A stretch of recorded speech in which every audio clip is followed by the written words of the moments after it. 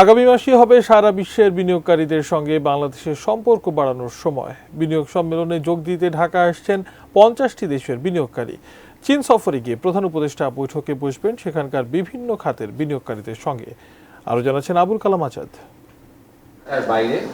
আগামী 7 এপ্রিল থেকে শুরু হচ্ছে 4 দিনব্যাপী বিনিয়োগ সম্মেলন, যেখানে 50 দেশের 500-রও বেশি অংশগ্রহণকারী থাকবেন। দেশের অংশগ্রহণকারী 2000-এর উপরে। এ তথ্য জানিয়ে রোববার ফরেন সার্ভিস একাডেমিতে এক সংবাদ সম্মেলনে বিডার নির্বাহী চেয়ারম্যান জানান, দুনিয়ার খ্যাতনামা কয়েকটি প্রতিষ্ঠানের শীর্ষ কর্মকর্তা যোগ দেবেন বিনিয়োগ সম্মেলনে। কাঠ ও পিভিসি ম্যাটেরিয়ালের সংমিশ্রণে তৈরি আধুনিক আরএফএল উডিডোর, কাঠের চেয়েও কঠোর। ডিপি ওয়ার্ল্ডের যে চেয়ারম্যান উনি আসছেন। দাউদ গ্রুপ পাকিস্তানের বেশ বড়, ওনাদের যে ছেলে যিনি ভাইস চেয়ারম্যান উনিও আসছেন।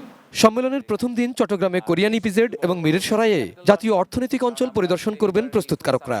পরদিন নারায়ণগঞ্জের 2500-এ জাপানিজ অর্থনৈতিক অঞ্চল পরিদর্শনের কথা রয়েছে।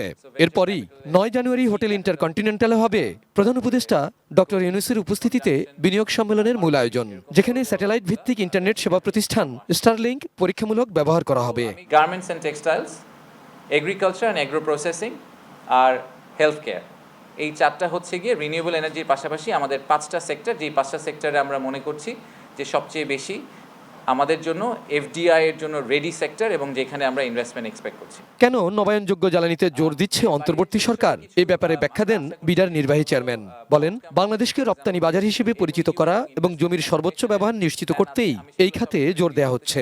সব দেশি বিনিয়োগকারীরা যেই ধরনের আশঙ্কা প্রকাশ করেছেন, সেই ধরনের আশঙ্কা প্রকাশ করার মতো অবস্থা বাংলাদেশের এই মুহূর্তে নাই। এবং আপনি একটা অ্যাটলিস্ট এটুক তো আমরা কনফার্ম করতে পারি যে আপনি যখন আসবেন তখন আপনাকে কোনো মন্ত্রী মিনিস্টার এখানে ব্যবসা করার জন্য আটকানোর চেষ্টা করবে না। বারবার করের হার এবং নীতিমালায় পরিবর্তন বিনিয়োগে নিরুৎসাহিত করে জানিয়ে সংবাদ সম্মেলনে বলা হয়, সরকার কাজ করছে যাতে দীর্ঘমেয়াদে বিনিয়োগের উদ্দেশ্য ব্যর্থ না হয়। শুধু আমাদের সময় না, বাট ভবিষ্যতে যে পলিটিক্যাল গভর্নমেন্টগুলো আসবে তারাও যাতে সেই ফ্রেমওয়ার্কের ভিতরে থেকে পলিসি কন্টিনিউটিটাকে এনশিওর করার চেষ্টা করে।